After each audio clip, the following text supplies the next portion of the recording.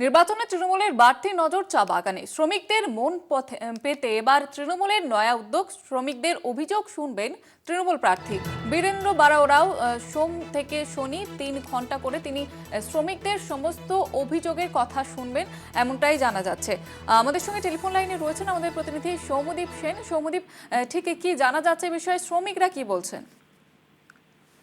শ্রমিকরা কিন্তু স্বাভাবিকভাবেই প্রার্থীকে সামনে পেয়ে তাদের যেগুলো অভিযোগ রয়েছে সেটা কিন্তু জানাচ্ছেন, সরাসরি জানাচ্ছেন। এর আগে কিন্তু তারা এইভাবে তাদের অভিযোগ জানাতে পারেননি বলে তারা দাবি করছেন। ফলে তারাও কিন্তু সন্তুষ্ট হয়েছেন। এইকে কাজে লাগিয়ে কালচিনি বিধানসভায় কিন্তু 20টিরও বেশি চা বাগান রয়েছে। ফলে এই চা বাগানে কিন্তু বাড়তি নজর উভয় সব দলেরই রয়েছে। ফলে সকাল হতেই সব দলের প্রার্থীরাই কিন্তু ছুটছেন চা বাগানে। তবে তৃণমূল যেটা করছে, তৃণমূল কিন্তু প্রায় 3 ঘন্টা সোম থেকে শনি, রবিবার বাগান বন্ধ থাকে, সেই জন্য সোম থেকে শনি প্রতিদিন কিন্তু এক এক করে সব বাগানে যাচ্ছেন তারা এবং শ্রমিকদের সাথে আলাপচারিতা করছেন। সেখানে কিন্তু তারা কোনো বক্তৃতা দিচ্ছেন না, তারা কিছু বলছেন না, তারা কিন্তু শ্রমিকদের থেকে শুনছেন তাদের সমস্যার কথা, তারা কি চাচ্ছেন শ্রমিকরা সেটাই কিন্তু শুনছেন। তারা আশাবাদী যে এর প্রভাব কিন্তু আগামী নির্বাচনে পড়বে। ধন্যবাদ জানাবো তোমাকে সৌম্যদীপ।